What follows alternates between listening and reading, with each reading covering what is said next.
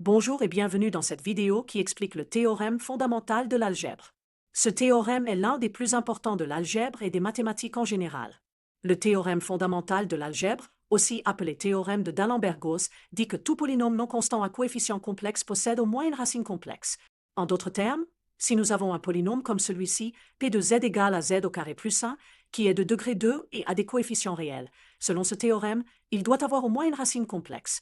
Une conséquence directe du théorème est qu'un polynôme de degré n peut être factorisé en n facteurs linéaires et s'écrit donc sous la forme où a-n est le coefficient du terme de plus haut degré et z1, z2 jusqu'à z-n sont les racines de p qui peuvent être complexes.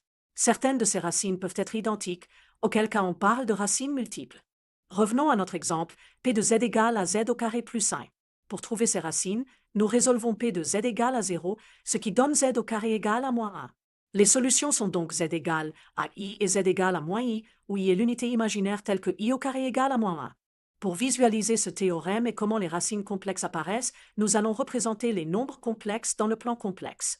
Ici, l'axe horizontal est l'axe réel et l'axe vertical est l'axe imaginaire. Visualisons les racines de notre polynôme p de z égale à z au carré plus 1. Les racines sont i et moins i, qui se trouvent respectivement au point 0 plus i et 0 moins i dans le plan complexe. Prenons un autre exemple un peu plus complexe. Considérons le polynôme q de z égale à z au cube moins 1. Pour trouver les racines, nous résolvons q de z égale à 0, ce qui donne z au cube égale à 1. La première racine évidente est z égale à 1. Les deux autres racines sont des nombres complexes, z égale à moins 1 demi plus racine de 3 sur 2i et z égale à moins 1 demi moins racine de 3 sur 2i. Visualisons ces trois racines dans le plan complexe.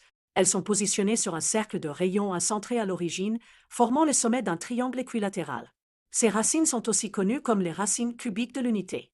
Un résultat important du théorème fondamental de l'algèbre est que tout polynôme de degré n a exactement n racines complexes comptées avec leur multiplicité. Ce théorème a été énoncé par D'Alembert en 1746, puis démontré rigoureusement par Gauss en 1799. Le théorème fondamental de l'algèbre établit un lien profond entre l'algèbre, l'analyse complexe et la topologie. Ses applications sont nombreuses en mathématiques et en physique, notamment dans la théorie des équations différentielles, l'analyse de Fourier, le traitement du signal et la mécanique quantique. Merci d'avoir regardé cette vidéo sur le théorème fondamental de l'algèbre.